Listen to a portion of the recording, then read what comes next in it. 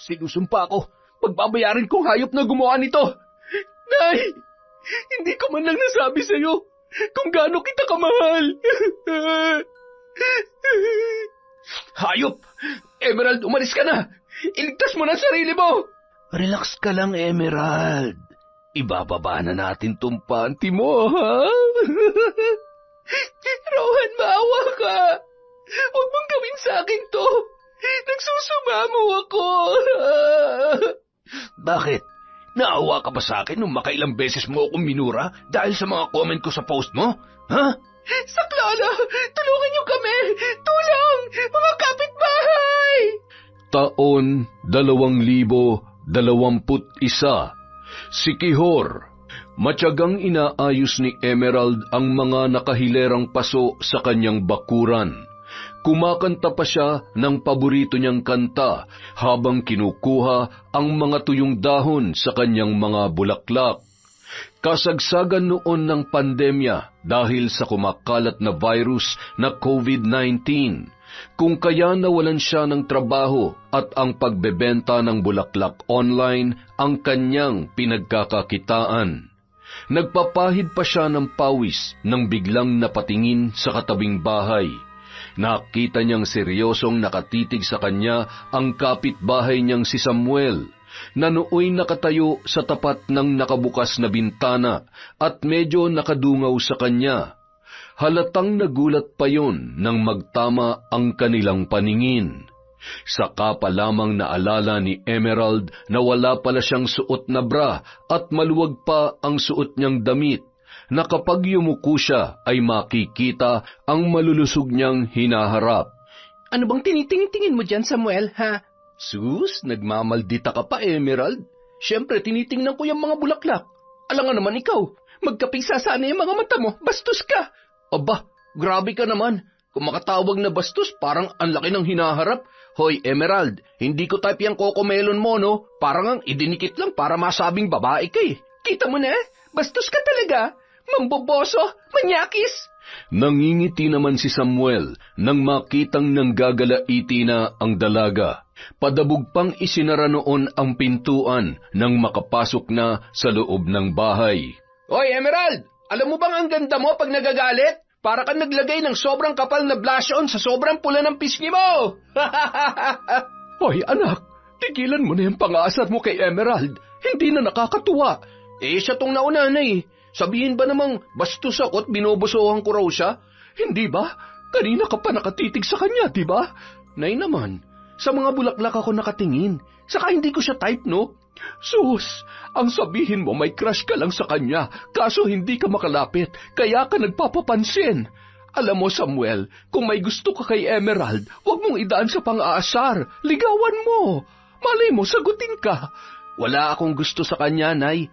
Tsaka, marami nagkakandara pa sa kapugian kong to, tapos ipagtutulakan nyo sa kanya. Ew! May pa-ew ka pa dyan. Ikuha mo na nga lang ako ng plastic donut nang maihatid mo na itong kurtinang pinapatahi ni Rohan. Nay, pahingin pambili ng Yossi ha. Babayaran ko rin pag natapos na tong lockdown. Sana nga ay matapos na. Ay, ang daming nawalan ng trabaho dahil sa pandemyang to. Mabuti na lang at kahit papano ay may kinikita pa rin ako sa pananahi. Yung face mask mo, Samuel, huwag mong kalimutan. Samantala, kaagad na uminom ng tubig si Emerald pagkapasok sa loob ng kanilang bahay. Nakarehistro pa rin sa mukha niya ang inis sa lalaki. Buwisit talaga yung si Samuel, napakabastos. Ate, mukhang napikong ka na naman kay Kuya Samuel ah. Hoy, ikaw G-boy ah, huwag ka maglalalapit sa manyak na lalaking yan. Baka kung ano-ano pang kabastusan ang ituro sa'yo nun. Mabait naman si Kuya Samuel, ate. Ikaw lang kasi tong pikon. Kinakampihan mo pa siya? Narinig mo naman siguro sinabi niya. Saka di ba dapat magalit ka kasi binabastos niya ng ate mo? Magagalit ako kung totoong binobosohan ka, hindi naman. Sa mga bulaklak naman talaga siya nakatingin. Bulaklak? Magkano bang sinusuhol ng animal na yun sa'yo, ha, G-boy? Bakit, ate? Dodoblehin mo? Hay nako, bata ka. Isa ka pa eh. Pinapainit mong ulo ko. Bakit hindi mo na lang kaya ako tulungan doon para pag nag-live selling tayo mamaya, makabenta tayo? Ay nako ate, bawas-bawasan mo yung kasungitan mo. Baka tumanda kang dalaga niyan. At sino bang may sabing gusto ko mag-asawa, Aber? Ate, marami nang namatay dahil sa COVID-19 virus. Hindi natin alam, baka isang araw. Alam mo na, baka hindi mo na matikman ng luto ng Diyos kung palagi ka lang magsusungit. Ikaw talagang bata ka? Ang dami-dami mong alam. Siguro si Samuel ang nagtuturo sa iyo niyan, no? Sa cellphone ko yung natutunan, ate. Ba't ba kasi ang init ng dugo mo kay Kuya Samuel? Pogi naman siya. Hindi nga lang niya malamangan ng kagwapuhan ko. Saka mabait pa. Kasing bait ko. Mabait. Kung kurutin kaya kita sa singit, ay ate, wag naman. Kinabukasan, habang nagla-live selling si Emerald at pinapakita ang mga bulaklak na binebenta, marami ang nagko-comment at nagmamine sa kanya. Yes, mga Mima, imayin nyo na tong hawak ko. 1.5 lang. Last na po ito for today at mag-e-end ang live natin.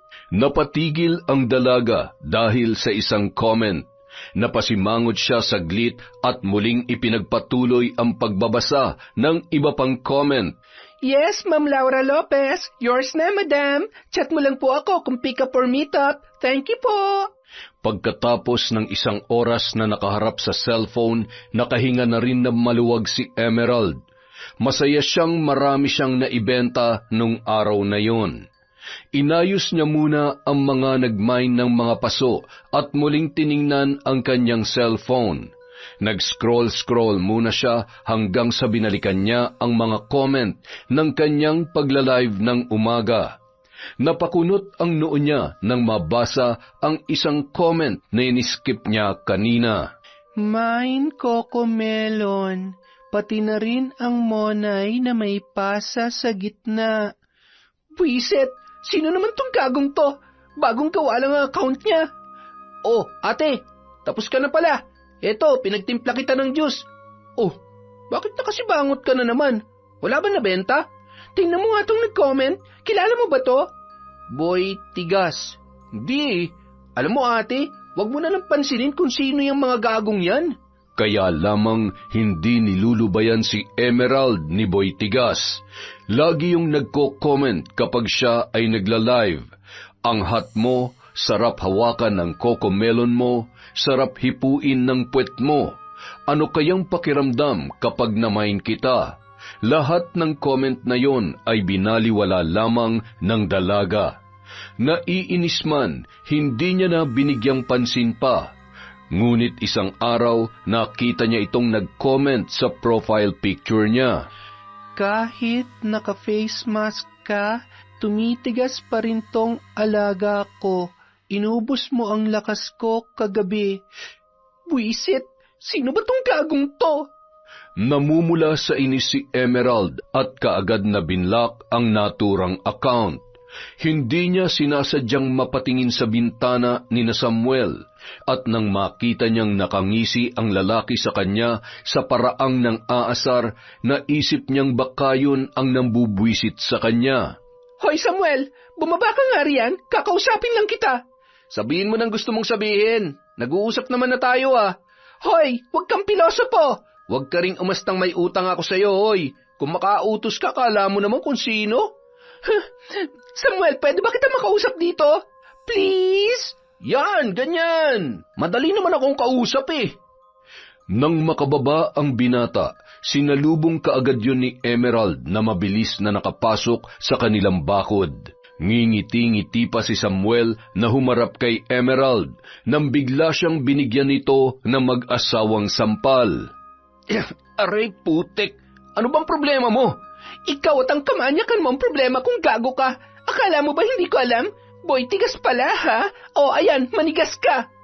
Nilapitan ni Emerald si Samuel at pwersadong tinuhod ang kanyang pagkalalaki.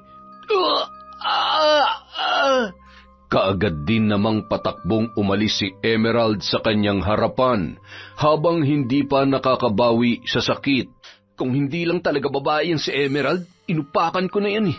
Sapul na sapul tong dalawang ko eh. Aray. Nako tol, para kasi kayong mga aso't pusa niyang si Emerald eh. Lagi kayong nagbabangayan. Teka, ano na naman bang ginawa mo? Wala naman akong ginawa eh. Siya tong kala mo kung sinong pinababa ako sa bahay. Tapos biglang nagbait-baitan. Kala ko naman kung ano ipapakiusap, yun pala, tutuhurin pala tong ano ko. Sakit, nak ng teteng, oo. Oo, gets ko na tol. Boy Tigas, yan yun ang babastos palagi sa comment section niya.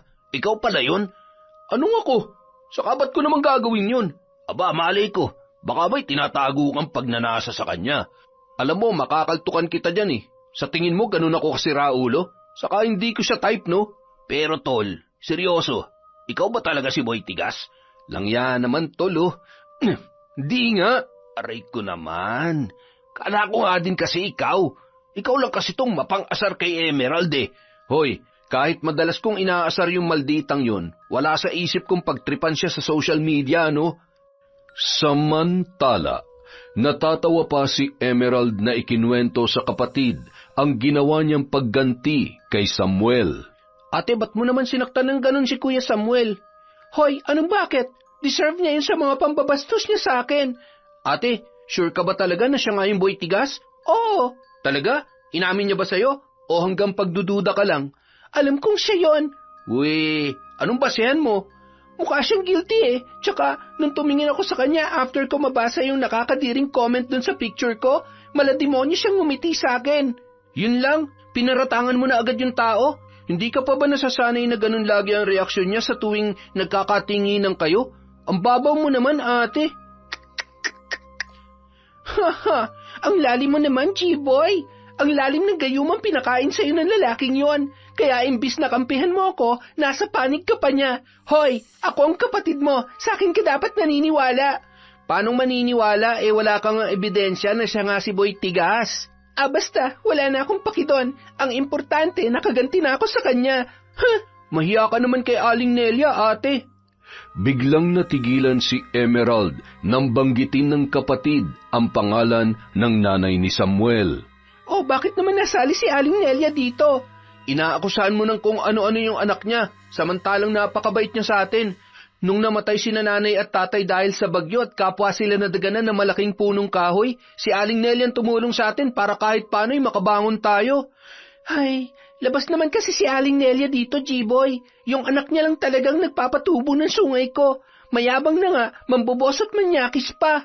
Samantala, habang naliligo, pakiramdam ni Emerald mayroong nagmamasid sa kanya.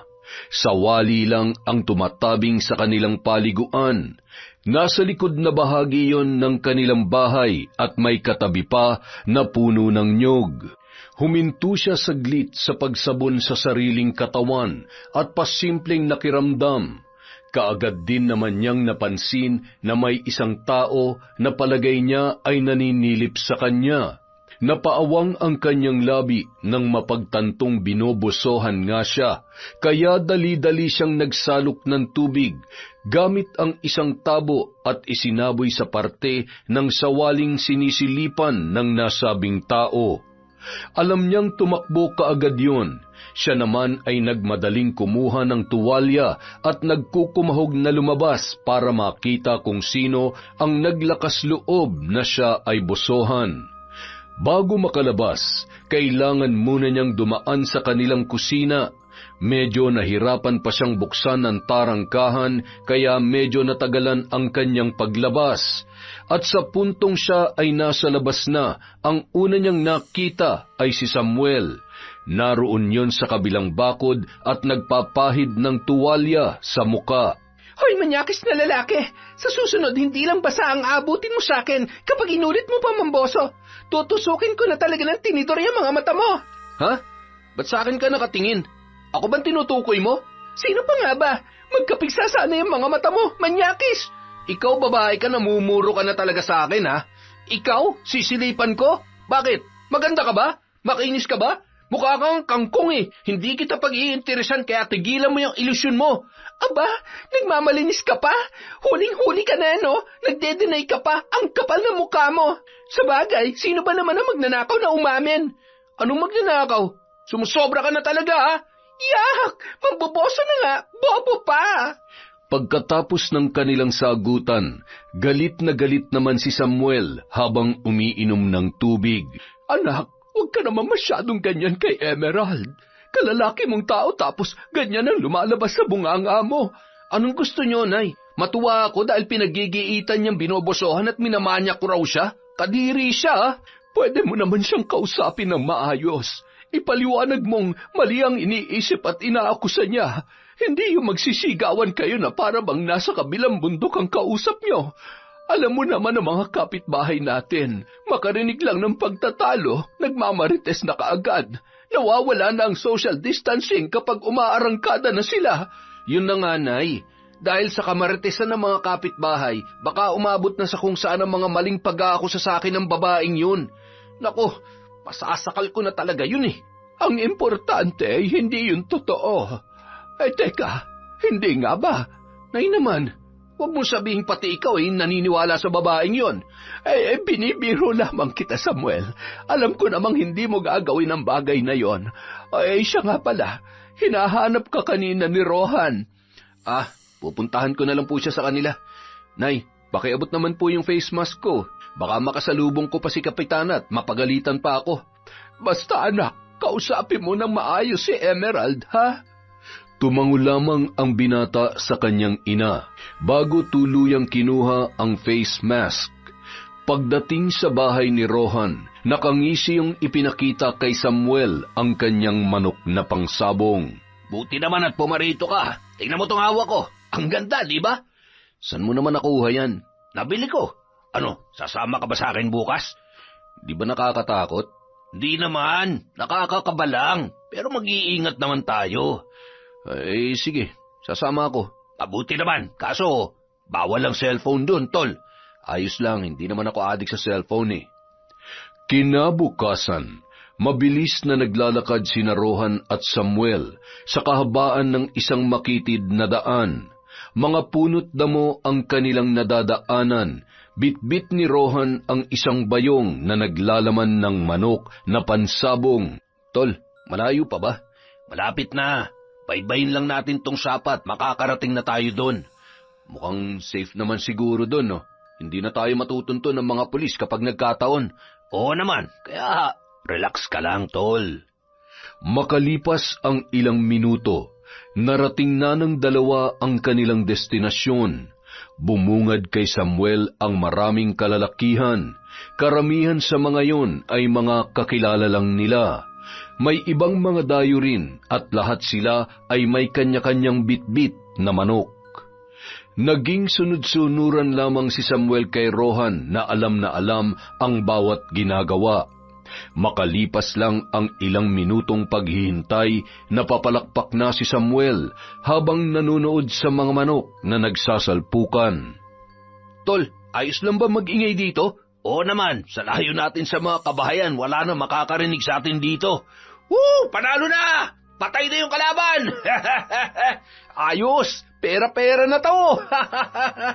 Nasa gitna sila ng tawanan nang biglang magsimulang magtakbuhan ang iba pang mga naroroon. Tol, ano nangyayari? Naloko na, Tol. May mga pulis. Takbo na! Halos hindi magkamayaw sa pagtakbo si Samuel. Hindi niya na nakita pa kung saan nagsuot si Rohan dahil sa nagkakagulo na ang lahat. Nang makalayo na siya, hingal siyang napasandal sa isang malaking puno na mayroong mga tuyong sanga na nagkalat. May narinig siyang mga yabag na paparating, kaya dali-dali niyang hinubad ang suot na t-shirt at nagmamadaling namulot ng mga sanga.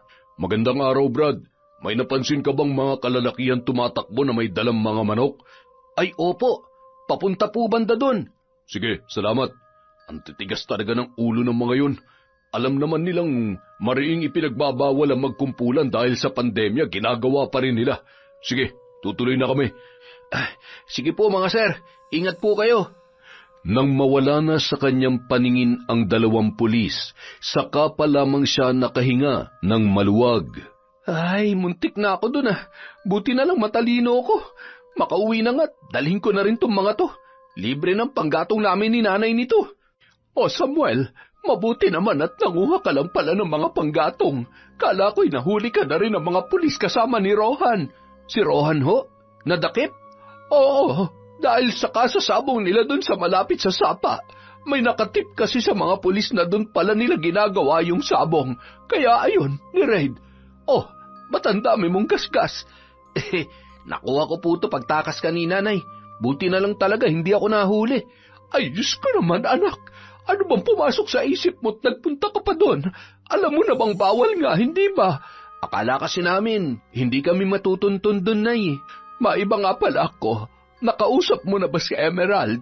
Hindi po. Kayo na lang kaya ang kumausap doon. Mag-aaway lang kami kung akong harap sa babaeng yun eh. Sasamahan na kita. Kailangan maayos ninyong dalawa ang tungkol sa isyo na yan, anak. Alam mo namang, mabilis lang kumalat ang balita dito sa atin. Kayo na lang, Nay. Ay nako, halika na. Naguhugas si Emerald ng mga pinggan nang mapansin ang pagtawag ni Aling Nelia sa kanyang pangalan. Sa pag-aakalang si Aling Nelia lang mag-isa, hindi na siya nag-abala pang magsuot ng bra, kahit na bumabakat ang kanyang dibdib sa manipis niyang damit. Pasok po kayo, Aling Nelia. Ay, pasensya ka na kung mang-aabala muna ako sa iyo, Emerald. Gusto ko lang daw kasing makausap nitong si Samuel. Ano nga kung may gusto, Nay? Kayo nakaisip nito. Nang makitang nakasunod pala si Samuel sa kanyang ina, mabilis na tinakpan ni Emerald ang kanyang dibdib gamit ang kanyang mga kamay. Halika na, Samuel. Pumasok na tayo para magkausap kayo ng maayos ni Emerald. Napipilitan man, pumasok na si Samuel sa loob ng bahay. Nanlaki naman ang mga mata ni Emerald nang mapansing sa dibdib niya kaagad nakatutok ang mga mata ng binata. Sandali lang po, Aling Nelia, ha? May kukunin lang po muna ako. Maupo po kayo. Dali-daling nagtungo si Emerald sa banyo at kinuha ang nakasampay na tuwalya para itakip sa kanyang katawan. Ano nga po palang sadya niyo, Aling Nelia? May sasabihin lang si Samuel sa'yo, Emerald. Samuel, sige na. Ano kasi, Emerald, mali ang akusasyon mong binobosohan kita at minamanyak. Ganon? Mali ako? Pagpasok mo palang kanina nakatitig ka na sa dibdib ko tapos mali ako? Anong tawag mo doon, ha? Anong nakatitig na naman? Ayan ka na naman eh.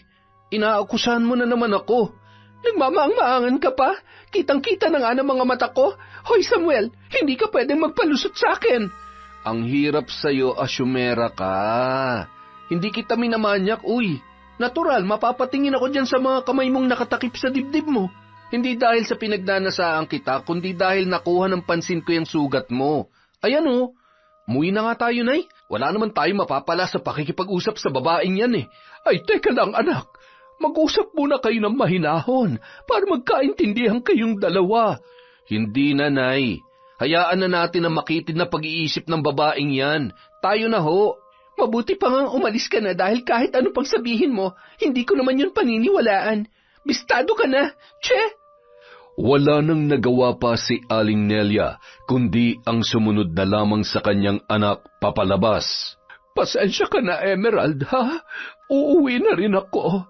Sorry din po, nadadamay patuloy kayo, Aling Nelia. Hindi na talaga kami magkakasundo ng babaeng yon, Nay. Bumalik ka sa kanya, anak. Mag-sorry ka. Ikaw naman kasi, pinagtaasan mo kaagad ng boses. Anong gusto niyo? Ngingiti-ngiti lang habang nilalait niya ako? Ang swerte niya naman, Nay. Ayoko. Bahala siya sa buhay niya. Samantala, nakaharap si G-Boy sa naiinis na si Emerald. Nabulahaw kasi ang pagsagot niya ng mga modules dahil sa pagtatalo ng kapatid at ng lalaki. Hindi mo naman binigyan ng pagkakataong makipagbati sa iyo yung tao, ate. Inaway mo na kaagad. Aba, dapat lang yun sa kanya. Saka hindi ko kailangan ng mga paliwanag niya, G-Boy. Pupunta-punta siya dito para ano? Para mag-sorry sa mga pamboboso niya, nek-nek niya. Malay mo naman, baka gusto lang niyang linawin na mali ka naman talaga sa lahat ng mga ibinibintang mo sa kanya. Kahit ano pang sabihin niya, hindi na ako maniniwala. Isinama niya pa talaga si Aling Nelia. Saka, huwag ka na nga makialam, G-Boy. Bumalik ka na dun sa ginagawa mo. Kasalanan mo naman, ate, kung bakit ako napahinto eh. Tulungan mo naman ako dun sa ibang aralin ko. Sagutan mo yung mag-isa mo. O di kaya, dun ka magpatulong sa idol mong si Samuel. Diyan ka na nga. Sungit talaga nito. Meron ka ba ngayon? Che! Kinabukasan, bali-balita ng naka-home quarantine ang isang pamilya sa kabilang barangay dahil sa may nag-positive sa swab test sa mga yon. Nabahala naman ang ibang mga nakahalubilo noon dahil baka infected na rin sila. Kabilang na dito si Samuel. Nakasama niya kasi ang padre de pamilya ng nasabing pamilya doon sa sabungan. Ba't bigla ka natahimik dyan, tol? Natatakot kasi ako na baka mag-positive din tayo eh. Sandali nga, wala naman akong nararamdamang kakaiba. Hindi naman ako nilalagnat o inuubo. Pero baka asymptomatic lang ako. Huwag kang praning, tol. Ang lakas mo nga mang-asar tapos COVID-19 lang ang kinatatakutan mo. Ba, syempre, ayoko pang mamatay, tol. Gusto ko pang makapagparami ng lahi, no? Simple lang naman ang solusyon dyan, tol. Ligawan mo na't anakan si Emerald. Tsak dadami ka agad ang lahi mo. Sa lahat talaga ng babae, siya pa. Baliw ka rin, ano? Kahit siya na lang ang matirang babae sa mundo, hinding-hindi ko papatulan yun, tol. Itaga mo yan sa bato. Kinagabihan, isang message request na naman ang natanggap ni Emerald. Nang tingnan niya ay napakunot ang kanyang noo dahil sa larawang ipinadala sa kanya. Ang bastos talaga. Teka, ma-replyan nga. Ganyan lang ba yan kaliit? Send. Nag-reply din ang nasa kabilang linya at nang mabasa niya yun, nalukot na ang kanyang muka. Ang yabang. Patingin nga ng mukha mo kung pogi ka. Baka mas pogi pa sa'yo yung aso namin. Mas nabwisit pa siya nang makita ang muka ni Samuel na sinend sa kanya ng nasa kabilang linya. Manyakis ka talaga, Samuel. Mamatay na sana lahat ng kuko mo sa kamay at paa. Pagkatapos noon, hindi na siya nakatanggap ng reply. Sinin lamang nito ang kanyang message at binura pa nito ang larawan na ipinadala. Akala mo hindi ko na screenshot, ha? Manyakol ka? Samantala, nakangisi naman ang isang lalaki na may hawak ng cellphone. Parang nakikita niya ang reaksyon ni Emerald habang binabasa nito ang mga mensahe na kanyang ipinadala. Sa pagkakataong yun, binuksan niya ang Facebook at nag-search ng pangalan ni Emerald. Nag-scroll kaagad siya sa mga photos nito at sa bawat sexing mga post ni Emerald ay tila ba nabubuhayan at kumikilos ang nakatago sa kanyang panloob. At sa isang iglap lang, maririnig na ang mga pag-ungol sa loob ng kanyang silid. G-boy, halika nga. Tingnan mo nga to. Ano ba yan, ate? Inaantok na ako. Ayan o, tingnan mo. Yung PM. Gagi. Si Kuya Samuel to ah. Kita mo na? Ebidensya yan na minamanyak niya talaga ako. Ano, ipagtatanggol mo pa bang gagong yon? Grabe naman. Kakausapin ko yan bukas na bukas din, ate. Akala niya siguro hindi ako papalag. Bastos ang putik na yun ah. Kinabukasan, maagang gumising ang binata. Doon siya tumambay sa gilid ng kanilang bahay kung saan nakahilera ang mga binebentang halaman ng kanyang ate. Nakaupo siya doon habang hinihintay na bumaba si Samuel sa kanilang bahay para magpatuka sa mga alaga niyang manok. Tagal bumaba nung kumag na yun ah. Dahil sa pagkainip, minabuti na lamang niya na diligan ang mga nakapasong halaman. Hindi niya na namalayan na nalilibang na siya sa mga yon, kaya hindi niya napansin ang pagbaba ni Samuel. Good morning, G-boy. Sipag ah. Pagkarinig sa boses ni Samuel, kaagad na nalukot ang muka ng binatilyo. Bakit mo ba pinagtitripan ng husto yung ate ko? Hoy, Kuya Samuel, binabalaan kita ha. Hindi porket kaibigan kita, hayaan ko ng pambabastos mo sa kapatid ko. Sandali, akala ko ba hindi ka naniniwala sa inaakusa sa akin ng ate mo? Hindi naman talaga. Kaso nung nakita ko yung ginawa mo kagabi, naliwanagan na ako. Kaya please lang, tigilan mo ng pangmamanyak mo. Kung ayaw mo magkasulian tayo ng kandila. Hindi totoo yan, G-boy. Promise, wala akong ginagawang ganyan. Wala? Talaga lang ha? Paano mo ipapaliwanag to ha? Maagap na ipinakita ni G-boy ang screenshot kay Samuel. Napakunot ang noo ng lalaki habang nakatitig doon. Teka, kasinungalingan yan. Kuya Samuel, idol na idol pa naman sana kita pero sa ginawa mong to at sa pagsabi mong sinungaling ako, ipinakita mo lang na mali ang paghanga ko sa'yo. Hindi, G-Boy. Hindi ka ang tinutukoy kong sinungaling. Pangako, hindi akong gumawa niyan. Mamatay man. Inaasar ko lang yung ate mo pero yung ganyan, hindi ko magagawa yan. Alam mo naman naharapan ako kung lumaban. Isa lang ang masasabi ko, yung gumawa ng account na yan, pareho kaming pinagtitripan ni Emerald. Saglit na natahimik si G-Boy. Nakita niya sa mga mata ni Samuel na mukhang nagsasabi naman yon ng totoo. At oo, kilala niya si Samuel na hindi tumitira ng patalikod. Harapan ito kung makipag-away kahit kanino man. Naisip niya rin na may punto ang lalaki, maaaring ibang tao ang gumawa noon, at parehong ang pinagtitripan sina Emerald at Samuel. Tahimik na tumalikod ang binatilyo at naglakad papasok sa kanilang bahay. Si Samuel naman naiwan na malalim ang iniisip. Sino kaya ang baliw na nagpapahamak sa akin? Matapos ang hapunan, nagpaalam muna si G-Boy sa kapatid na meron lang bibilhin sa tindahan, habang abala naman si Emerald sa paghuhugas ng pinggan. Matapos makapaglinis, nagtungo na siya sa banyo para maligo. Gaya ng kanyang nakaugalian, pakanta-kanta pa siya habang sinasabon ang sarili, kasabay ng malakas na daloy ng tubig mula sa gripo. Samantala, isang bulto ng tao naman ang tahimik na nagmamasid sa kanya. Pinagpapawisan yun ng husto habang pinapanood ang bawat paghagod niya ng sabon. Walang kurap ang lalaki habang mabilis na binuksan ang zipper ng kanyang shorts at inilabas ang kanyang sandata. Nang mapansin na umaapaw na ang tubig sa balde, pinatay na ni Emerald ang gripo. Ngunit bigla siyang natigilan nang makarinig ng paghangos sa labas mismo ng kanyang kinalalagyan. Akala niya nung una aso lamang, pero nang makarinig ng pag-ungol ay napagtanto niya na siya ay binobosohan na naman. Sa pagkakataong yun, si Samuel kaagad ang pumasok sa kanyang isipan. Galit na galit siya na pinagmumura yun. Mabilis namang inayos ng lalaki ang kanyang suot at kumaripas ng takbo. Tanging mga halaman lang ang nagsisilbing bakod sa likuran ng bahay ni na Emerald, kung kaya't madali lang makapasok ang sinuman kung gugustuhin nito. Mabilis ding tinapos ng dalaga ang paliligo at kaagad na nagbihis para sugurin ang namboboso sa kanya.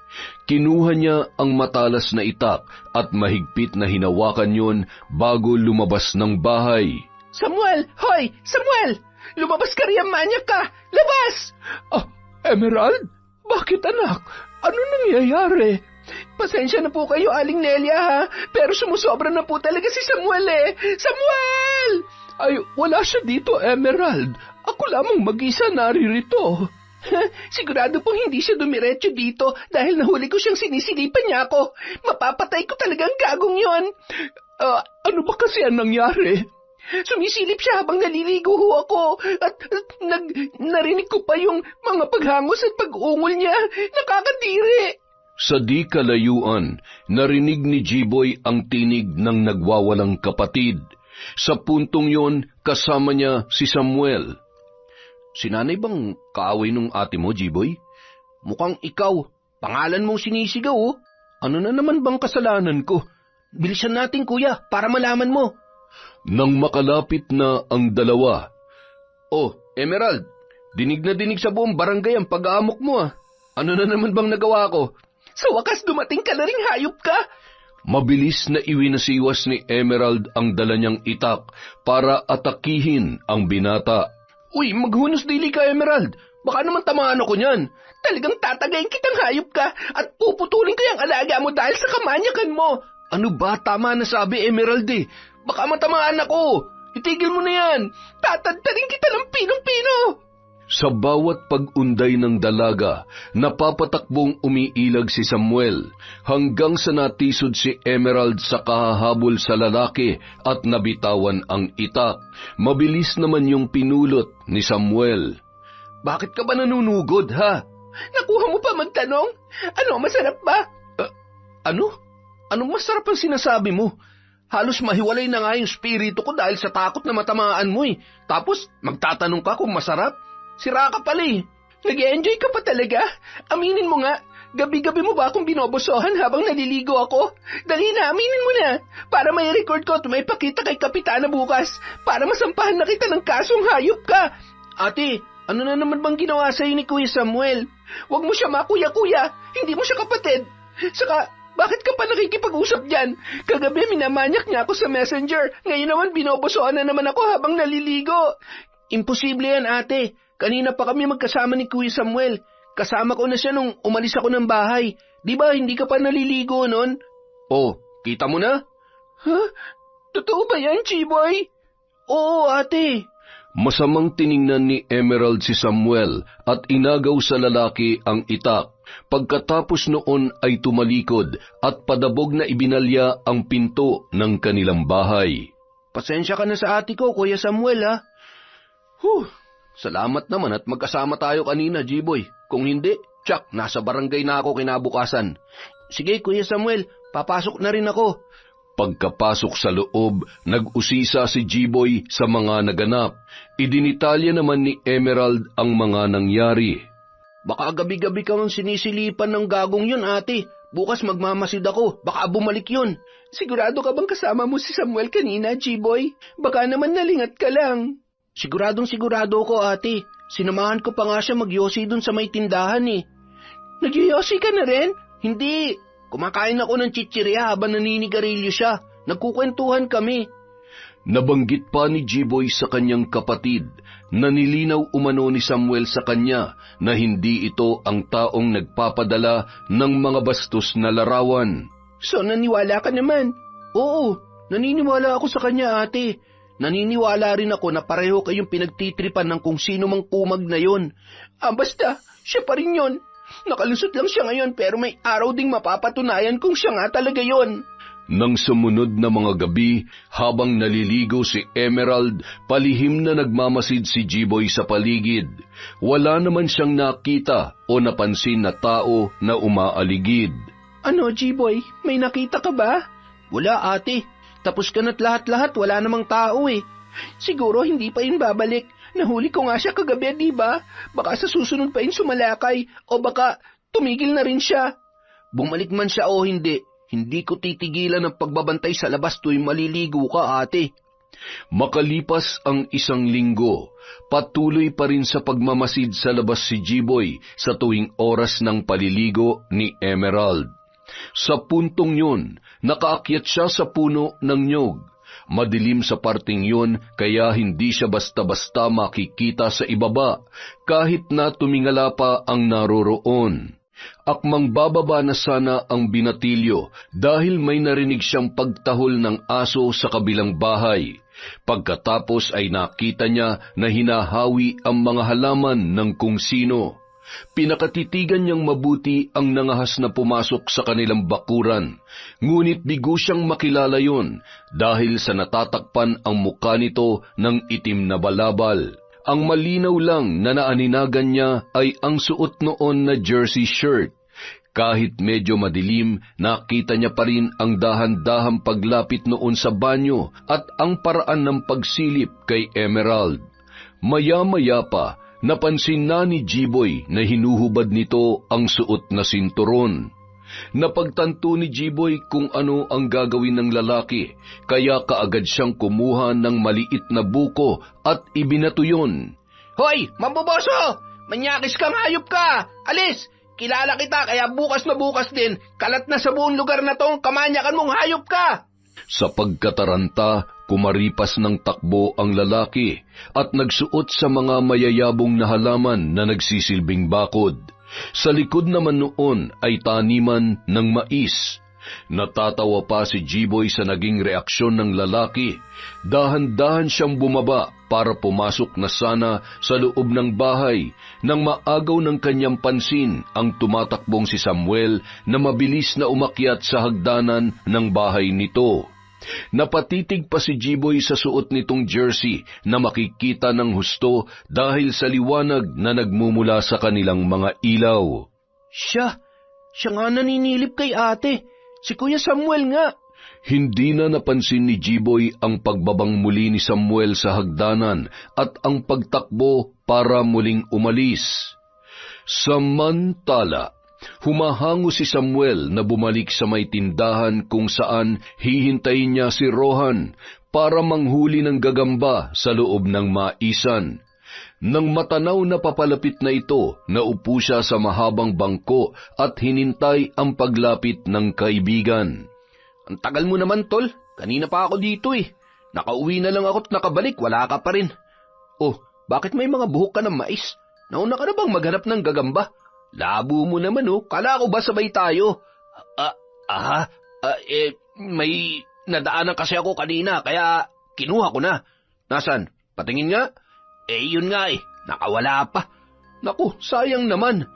Naks, pareho pa tayo ng suot ha? Oo nga no. Tingin ko mukhang suswertehin tayo ngayon, Twining. Magkakapera na rin tayo bukas kapag nabenta natin ang mga gagamba sa mga sugarol. Sana nga may maibenta tayo. Basta, hanggang sa pagbebenta na lang tayo, tol ha. Hindi na ako sasama sa mga sugalan.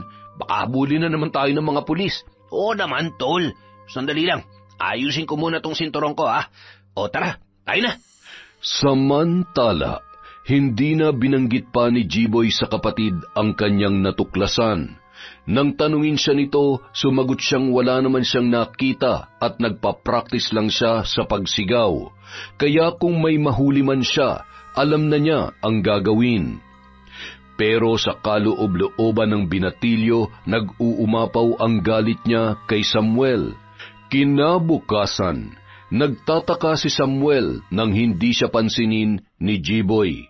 Galit lang itong tumingin sa kanya. Sinubukan niyang kausapin pero binaliwala lang siya ng bata. Kinahapunan, nakita ni Samuel si Jiboy na naglalaro ng mobile games sa may harapan ng mga halaman ni Emerald. Hindi na nagdalawang isip pa si Samuel na lapitan ang binatilyo para kausapin. Hindi naman siya nito pinansin kaya naggulat pa yon nang maupo siya sa tabi noon. Jiboy, may nagawa ba ako? Di mo na ako kinikibo. Okay naman tayo, di ba? Sinungaling. Ha? Teka, bakit mo naman nasabi yan?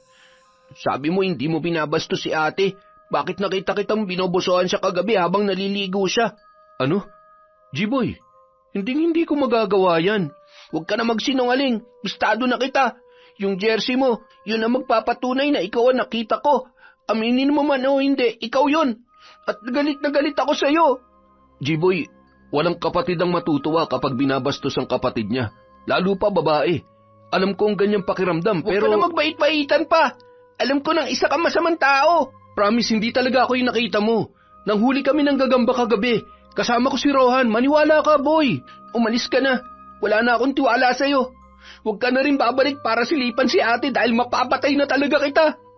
Pagkatapos ay tumayo na si Jiboy at pumasok sa loob ng kanilang bahay. Naiwan naman si Samuel na nais pang magpaliwanag. Nang sumagi muli sa isip ni Samuel ang tungkol sa sinabi nitong jersey, napaisip na lamang ang binata. Pagsapit ng gabi, bigla na lang napasigaw si Aling Nelia. Dali-dali naman yung nilapitan ng kanyang anak na si Samuel. Bakit, Nay? Anak, may tao! Nasaan? Umalis na! Tumakbo na dun sa may mga mais! Baka naman napadaan lang, Nay. Hindi, anak. Naramdaman ko ang paghaplos niya sa mga binti ko. Sa binti niyo?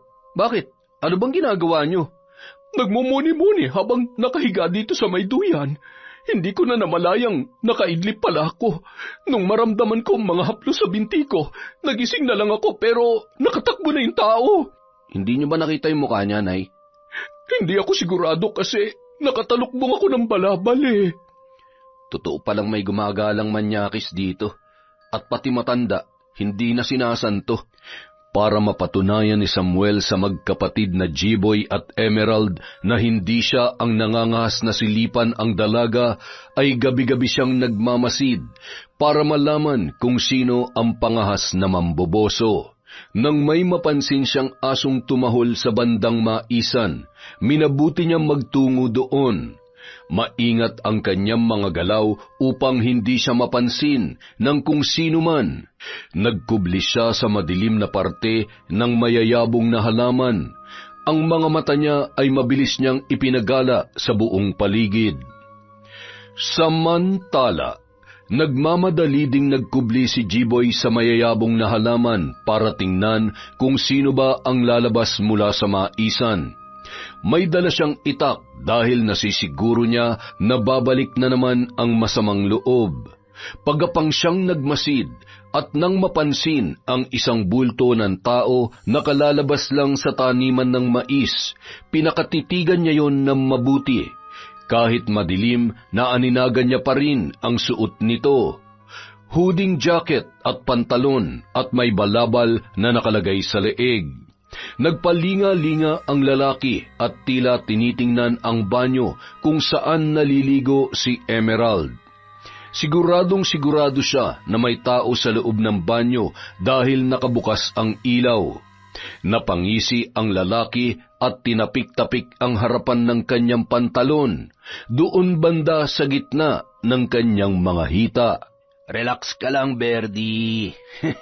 Mapapalabang ka na naman mamaya.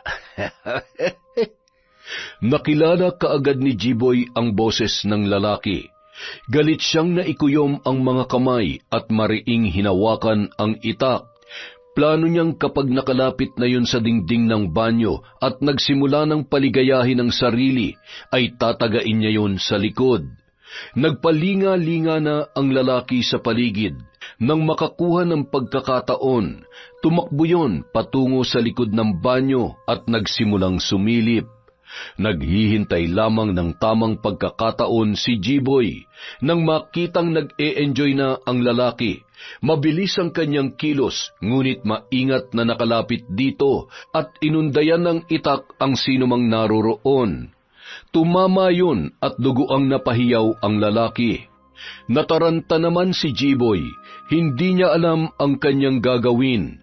Tatakbo na sana siya pero naggulat siya nang makita si Samuel. Kuya Samuel, hindi ko sinasadya. Nadala lang ako ng galit. Hindi nagsalita si Samuel at kinuha ang itak mula kay Jiboy. Umalis ka na. Wag ka nang babalik kung ayaw mong samain. Hindi naman nakagalaw ang lalaki sa labis na pagkabigla. Nakilala niya ang boses ni Samuel. Sa kanyang paglingon, nakita niya na may hawak yung itak at nasa likuran nito ang kapatid ni Emerald. Dahil balot ng balabal ang buong mukha ng lalaki, kumpiyansa siyang hindi siya nakilala ng dalawa.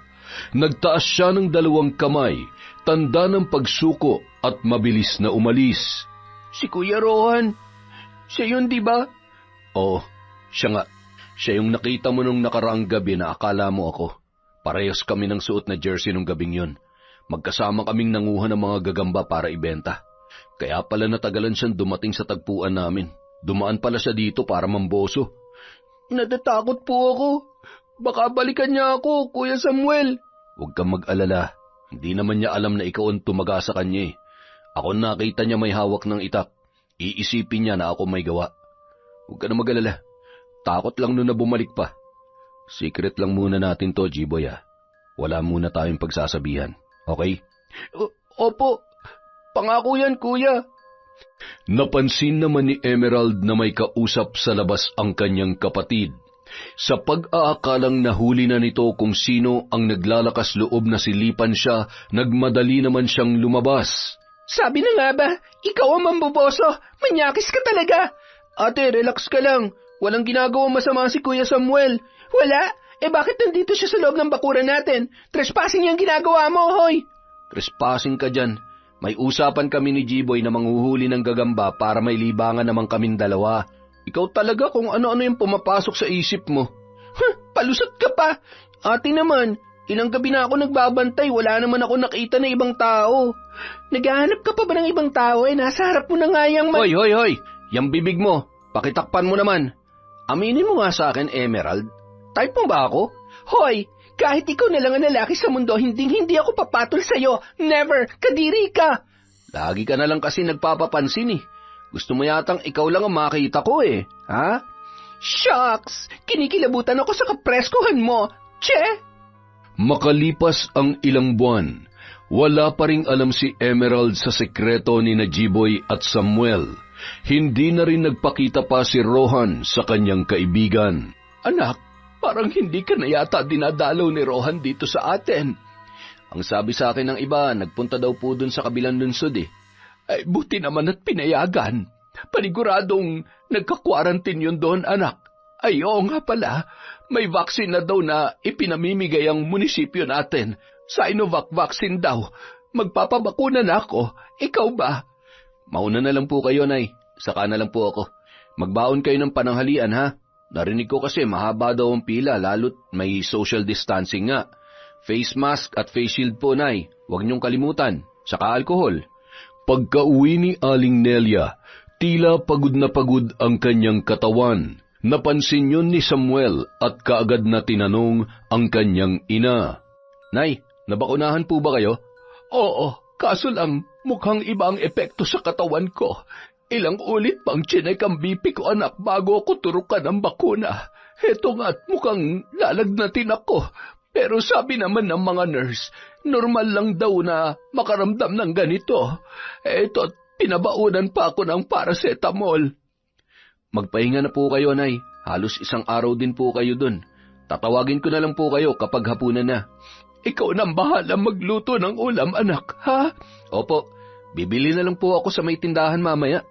Sa kakascroll ni Samuel sa kanyang cellphone, hindi niya na namalayan ang paglipas ng oras. Naku, mag-aalas 7 na pala. Hindi pa ako nakakapagluto ng ulam. Ay, nakakawili kasi makinig ng mga story sa kwentong enteng eh.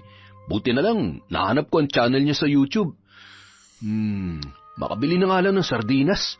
Pasipul-sipul pa na naglakad ang lalaki papunta sa tindahan. Samantala, nagising si Aling Nelia dahil sa lakas ng tunog sa Bluetooth speaker ni Samuel. Naririnig sa buong kabahayan ang pinakikinggan niya doon. Nang sipatin ang oras, nakita niya na alas 7 na pala ng gabi. Nagtungo siya sa kusina para hanapin ang kanyang anak. Hinayaan niya na lang na patuloy sa pag-iingay ang naturang speaker. Ilang saglit pa, naabutan niya doon ang isang lalaki na may hawak na kutsilyo. Nang magtama ang kanilang mga mata, nabanaag niya ang galit nito. Kaagad siyang sinugod ng lalaki para saksakin, ngunit mabilis siyang nakailag. Nanlaban si Aling Nelia. Pinagbabato niya ito ng kung ano-anong madampot niya. Hindi siya makasigaw dahil namamaos ang kanyang lalamunan, na sa paniniwala niya ay epekto pa rin ng bakuna. Nakangisi ang lalaki. Nabitawan pa nito ang kutsilyo nang tamaan ang kanyang kamay ng isang basong ibinato ni Aling Nelia. Ngunit bigla niyang nahawakan ang matanda. Kinaladkad niya ito at makailang beses na binigyan ng suntok sa sikmura. Dahilan upang humandusay sa sahig ang babae at malantad sa kanya ang hita nito nang mahawi ang suot na duster. Nagmamakaawa ang matanda nang simulang hawakan ng lalaki ang kanyang mga hita. Kung dati pinapanood ko lang to, ngayon hawak-hawak ko na. Alam kong masarap ka pa rin, Aling Nelia. Walang awa nitong binaklas ang panloob ng matanda at sinimulan niyong halayin.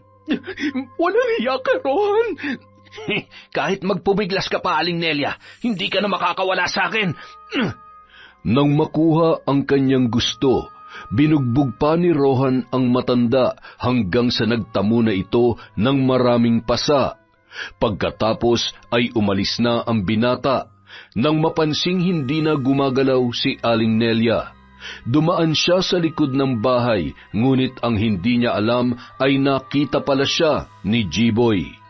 Paakyat na si Samuel sa hagdanan nang mapansing nakabukas ang kanilang pintuan. Naisip niyang gising na ang kanyang ina. Pero ang bumungad sa kanya ay ang mga nagkalat na mga gamit, at nakita niya na nakahandusay ang kanyang ina na bugbog sarado. Nay, sino may gawa nito? Bigla na lamang bumulwak ang dugo mula sa bibig ng matanda, kaya lalong nakaramdam ng takot si Samuel. Tulungan niyo kami! Nay, kumapit ka lang, dadalhin kita sa ospital. Nakita ni Samuel na gumalaw ang mga daliri ni Aling Nelia. Mabilis niya itong kinarga at pinatay ang Bluetooth speaker na nakasasagabal upang marinig siya ng mga kapitbahay. Tulungan niyo kami! Tulong! Mabilis na lumabas ang mga malalapit na kapitbahay at inalalayan si Samuel para madala sa ospital si Aling Nelia.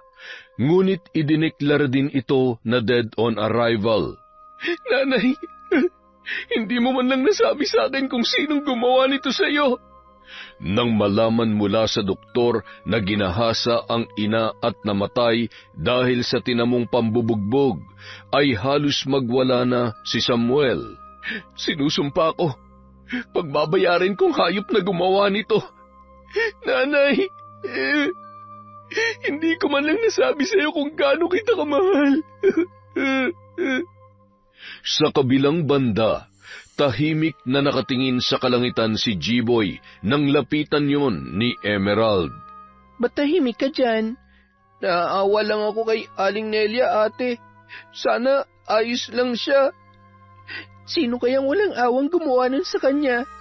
Ano ba to nangyayari sa mundo? Hindi pa nga tayo nakakawala sa pandemyang to. Heto at nilooban pa sina Aling Nelia. Ate, palagay ko hindi pagnanakaw ang motibo kung bakit nangyari yan kay Aling Nelia. Bakit mo naman nasabi yan, G-Boy? Bago nagsisigaw si Kuya Samuel, nakita ko si Rohan. Kumakaripas ng takbo patungo sa maisan. Si Rohan? Ano naman ang koneksyon ni Rohan dito? Ate, baka siyang lumapastangan kay Aling Nelia. Hoy, G-Boy, huwag kang nang bibintang ha. Si Rohan pa talaga. Alam naman natin na seryosong tao si Rohan. Napakamahiyain pa nga niya. Alam mo, matulog ka na. Makibalita na lang tayo bukas kung ano ng kalagayan ni Aling Nelia. Pumasok na tayo para makapaglock na tayo ng pinto. Samantala, kinumbinsi ng kakilalang doktor si Samuel na ang ilalagay na sanhi ng kamatayan ni Aling Nelia ay COVID. Nagalit naman na tinutulan ng lalaki.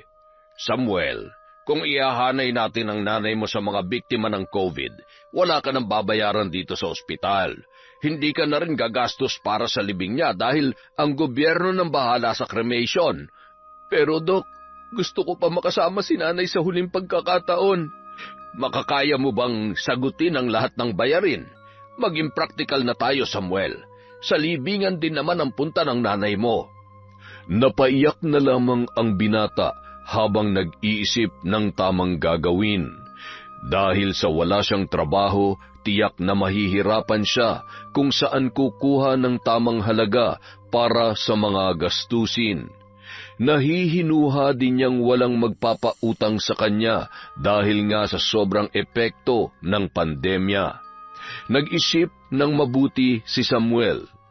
Makalipas ang ilang minuto, nagdesisyon na ang binata na sumang-ayon na lamang sa sinabi ng doktor. Mahusay ang iyong naging pasya. Kailangan mo nang ihanda ang mga gamit ng iyong ina dahil maya-maya lang susunduin na siya para dalhin sa kanyang huling hantungan. Kasama ang kapitana at ilang mga tanod ng barangay, sinunog na ang bangkay ni Aling Nelia at ibinaon na lamang yon sa lupa. Nay, patawad kung hindi ko kayo nabigyan ng disenteng libing. Pero pinapangako ko, makukuha rin natin ang hustisya. Naging usap-usapan ang tungkol sa nangyari kay Aling Nelia. Kahit na iinis si Emerald kay Samuel, ay mas nangibabaw ang awa niya para dito. Malapit sa kanila si Aling Nelia at masakit din para sa kanya ang nangyari sa matanda. Ipinahatid niya sa binata ang kanyang pakikiramay. Ang hirap mawalan ng mahal sa buhay. Napakasakit. Walang kasing sakit ang mawalan ng isang ina. Biglaan pa. At ang pinakamasakit pa, namatay si nanay dahil sa kung sino mang mga demonyo. Pasensya ka na, Samuel. Kung alam lang namin na may nananakit na pala kay Aling Nelia ng mga sandaling yon, sana natulungan namin siya. Pero wala kaming narinig at napansin dahil sa ang lakas ng mga tugtugin na nagmumula sa bahay ninyo. Kung hindi ko sana siya iniwan, hindi niya sana mararanasan ng maghahasa at mapatay. Kasalanan kong lahat ng ito, Emerald. Kasalanan ko. Ginahasa si Aling Nelia? Oo, walang nawala dito sa bahay. Rape talaga siguro ang motibo ng mga walang hiya. Nabugbog lang siguro si nanay dahil nanlaban. Kaya ikaw, mag-iingat ka. Lalo na sa gabi. Marami ng mga demonyo nagkalat ngayon. Teka, nasa nga pala si G-Boy? Nasa bahay, nagkukulong sa kwarto niya. Ewan ko ba sa batang yon? Parang may kinatatakutan. Hindi naman nagsasabi kung anong bumabagabag sa isip niya. Nahihirapan na naman siguro yun sa modules niya. Nagpaalam na si Emerald matapos na makipag-usap kay Samuel. Okay naman palang mokong na yun kapag nagsiseryoso? Dahil sa nangyari kay Aling Nelia, bumalik sa pagbabantay si G-Boy sa labas tuwing naliligo sa gabi ang kanyang ate. Napatangan na lamang siya nang maisip ang mga nangyari nung nahuli niya si Rohan at nataga niya ang likod noon. Nasa gitna ng pagmumuni-muni si G-Boy nang biglang tinakpan ang kanyang bibig. Nagpupumiglas siya, ngunit mas malakas ang malaking katawan na nakayakap sa kanya. Alam kong nakilala mo ako nung gabing yon, pero hindi ko hahayaan na maikanta mo ko. Nasipat ni G-Boy ang kislap ng patalim na nakatutok sa kanyang leeg. Nanginginig ang bata habang naninigas sa takot. Pagkatapos magwika, paulit-ulit na itinarak ni Rohan ang patalim sa leeg ni G-Boy. Pumulandit ang masaganang dugo mula roon na dumaloy sa katawan ng lalaki. Hindi na nakapagsalita pa si G-Boy. Mulagat ang kanyang mga mata na humandusay sa lupa. Pagkatapos makasiguro si Rohan na patay na ang bata, mabilis na siyang lumisan.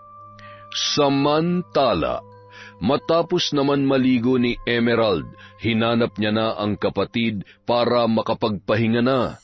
Tinawag niya yon, ngunit walang sumasagot. Kaya naman napagpasyahan niya magtungo sa likod ng bahay kung saan tumatambay ang kapatid para magbantay. G-Boy? G-Boy, nasan ka ba? Natigilan si Emerald nang maaninagan ang katawan ng kapatid na nakahandusay na sa lupa. G-Boy? G-Boy! Kaagad niya yung nilapitan at hinawakan nang maramdaman ang mainit-init na likido sa katawan noon. Diyos ko! G-Boy! Ilang ulit na niyugyog ng dalaga ang kanyang kapatid, ngunit hindi na yon gumagalaw. Samuel! Saklolo! Tulungan mo kami! G-Boy! Samantala, ang nagmumukmok na si Samuel ay narinig ang paghiyaw ng dalaga.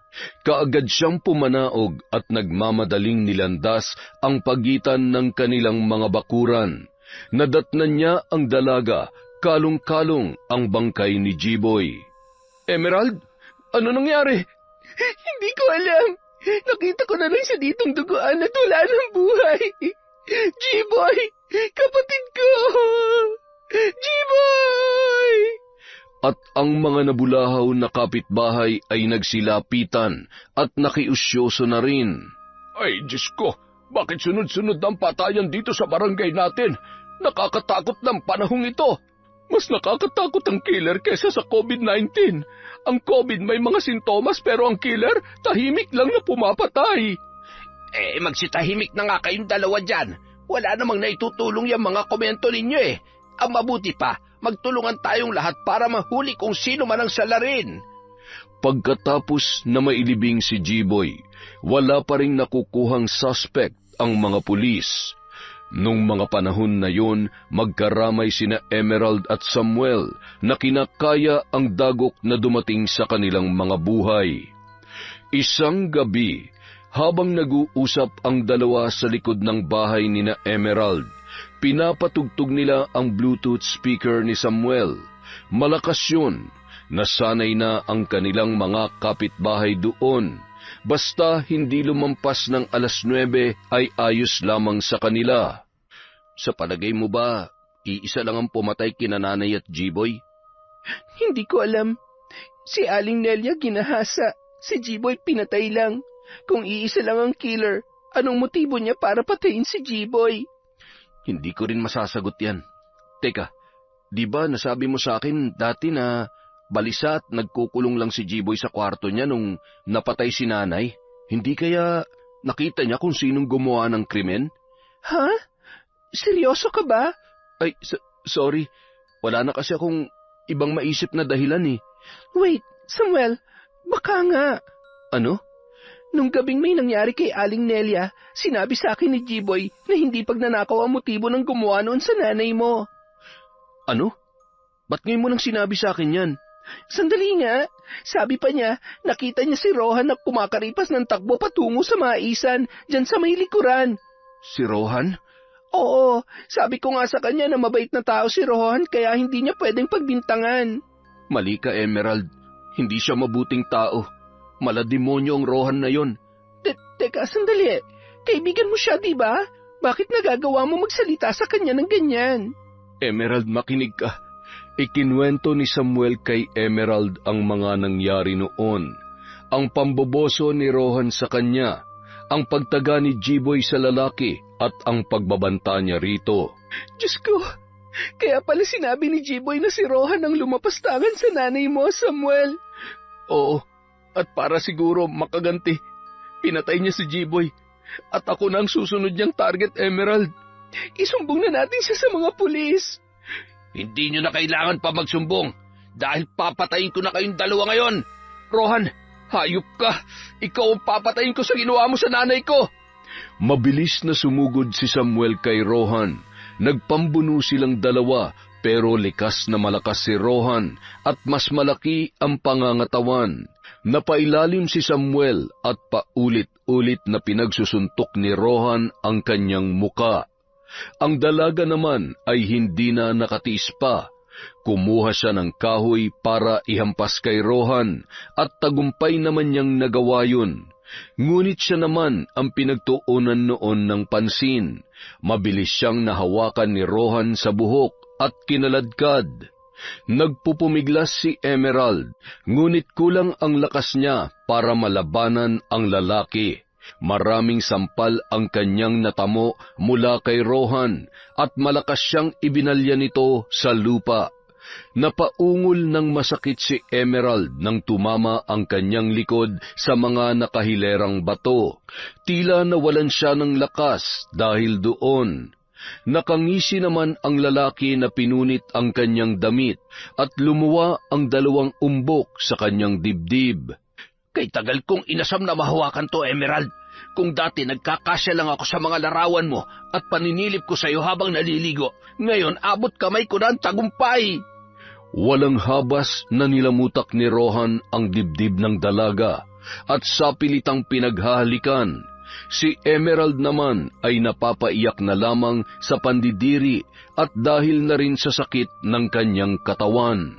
Nang akmanang hahablutin ni Rohan ang suot na jogging pants ng dalaga, isang suntok naman ang dumapo sa kanyang muka na kanyang ikinatalsik. Nang makitang si Samuel ang gumawa noon, kaagad din yung sinunggaban ni Rohan. Hayop ka, demonyo! Alam ko, kaya nga nagpanggap akong anghel, di ba?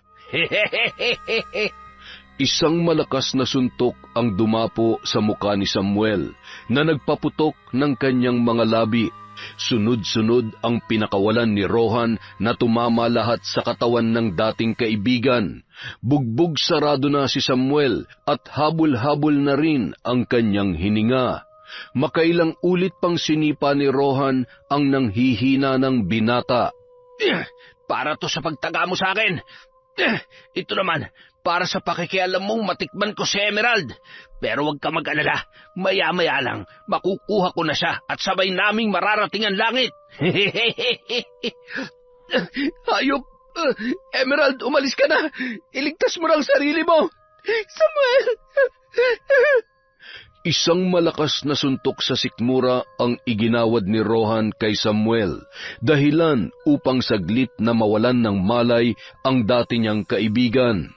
Ilang saglit pa, muling binalingan ni Rohan ang takot na dalaga. Masosolo na rin kita, Emerald! Nilapitan niya si Emerald at makailang ulit pang pinagsusuntok, pagkatapos ay pinahiga sa lupa. Saka pinagpupunit nito ang saplot ng dalaga.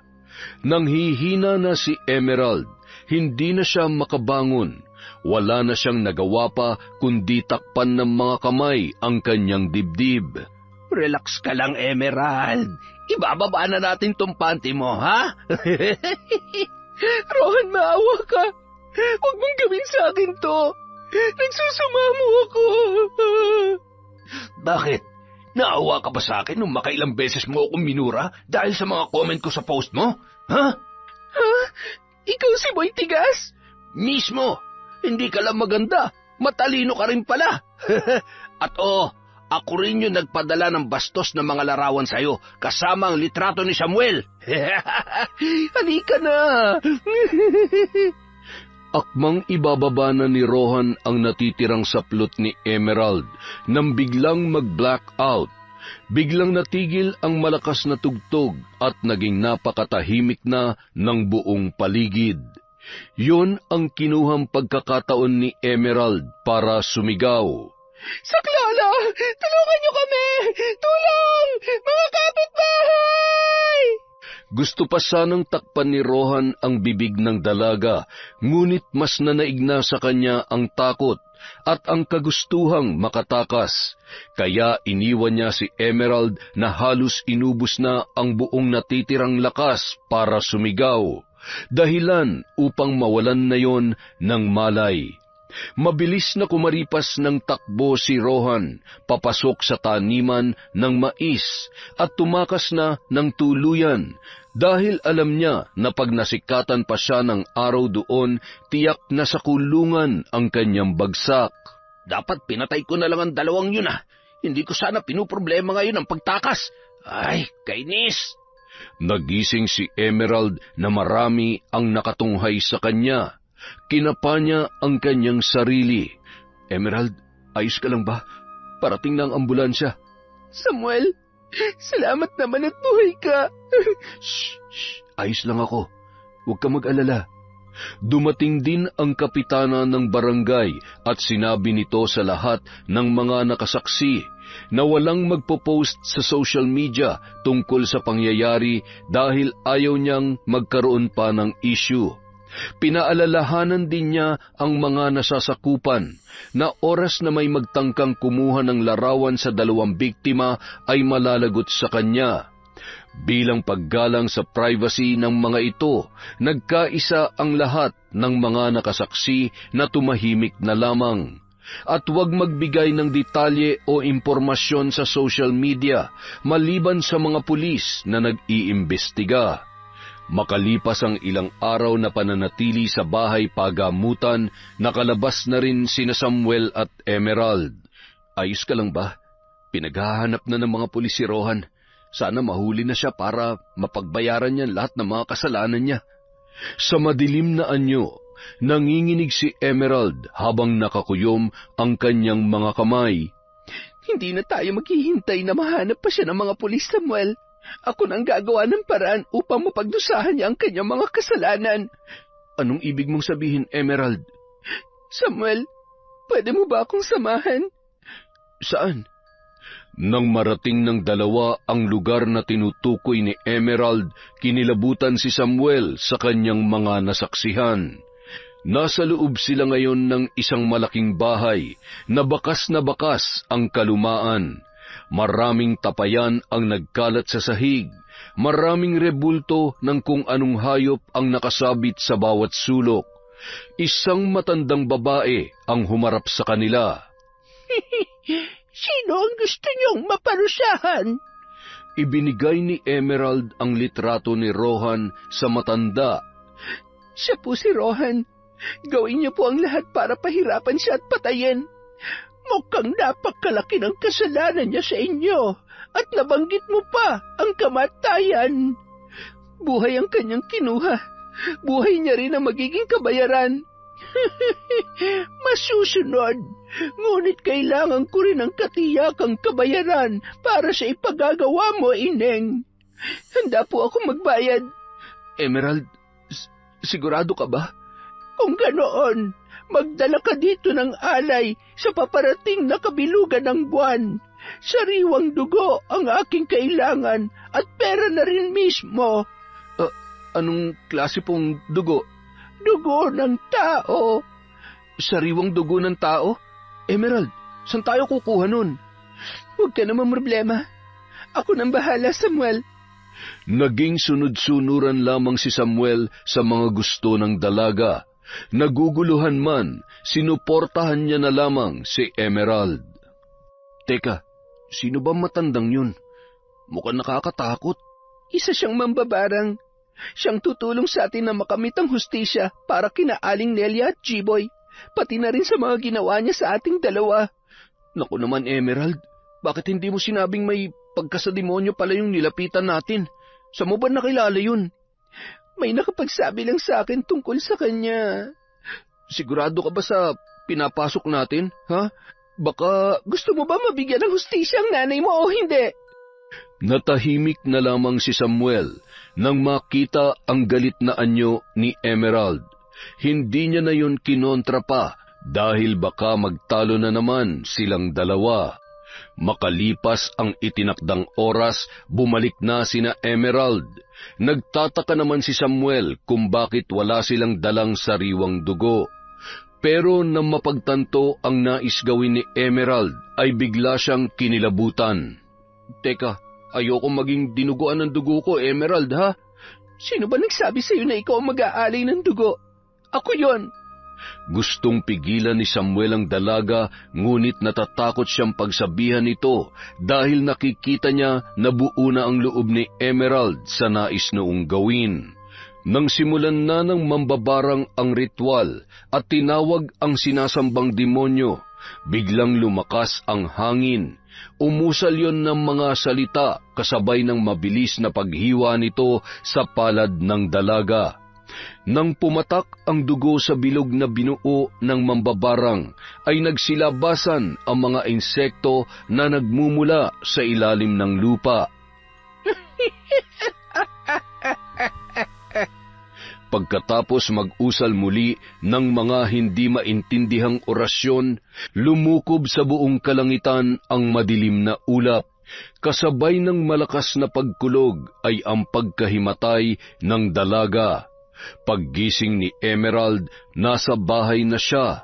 Samuel, bakit nandito tayo? Pinauwi na ako ng matanda pagkatapos niya makuha ang bayad. Alam mo, Emerald, naskam yata tayo. Hindi naman yata totoong kapangyarihan ng mambabarang na yun eh. Naniniwala akong totoo, Samuel. Nararamdaman ko. Maghintay lamang tayo.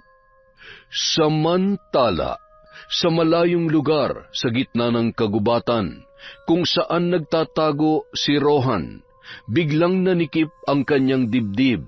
Pakiramdam niya siya ay sinasakal, hanggang sa unti-unti humigpit ang tila kamay na sumasakal sa kanya, ngunit wala naman siyang nakikita. Napanganga na lamang ang binata at bigla niyang naramdaman na tila may mga insekto na pumasok sa loob ng kanyang bunganga. Napaubos siya ng malakas nang sa wakas ay nawala na ang tila sumasakal sa kanya.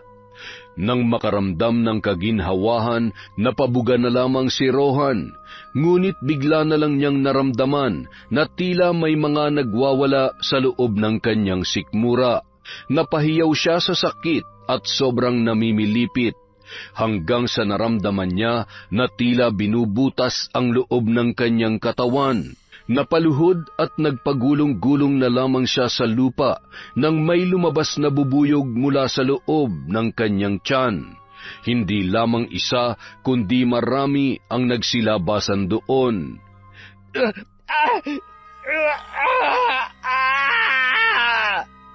Nagkabutas-butas ang katawan ng lalaki, dulot ng pinaglabasan ng mga bubuyog.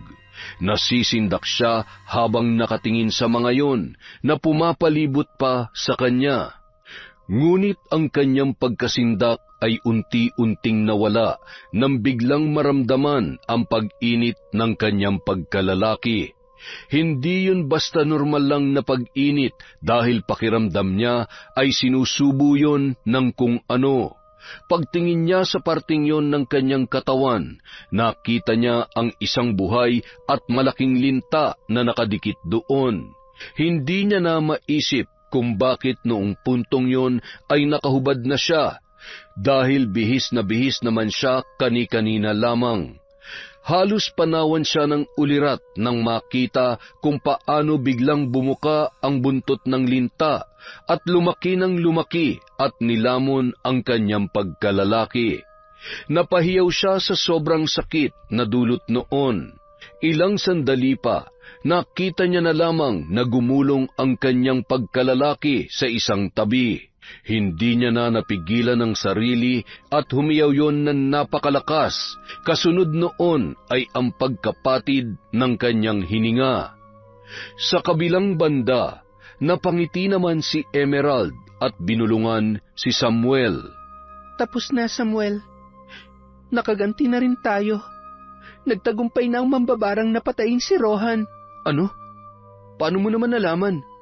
Bago ako sumailalim sa ginawa niyang ritual, ipinaliwanag niya sa akin na kapag hindi na ako nakaramdam ng mabigat, na para bang may pasan-pasan, natupad na ang aking kahilingan. At oo, maginhawa ng pakiramdam ko ngayon, Samuel. Totoo ba talagang patay na si Rohan? Kinabukasan, nabalitaan na lang ng dalawa na natagpuan si Rohan ng mga otoridad. Kaso lamang patay na at halos hindi na makilala dahil sa mga sugat nito na hindi maipaliwanag ng iba kung sino o ano ang may kagagawan. Sa paglipas ng mga panahon, sa pinakamasayang araw sa buhay ni Samuel at Emerald ay humiling ang dalaga. G-Boy, Aling Nelia, sana kahit ngayong araw lang po, magparamdam kayo para malaman naming naririto kayo sa kasal namin ni Samuel.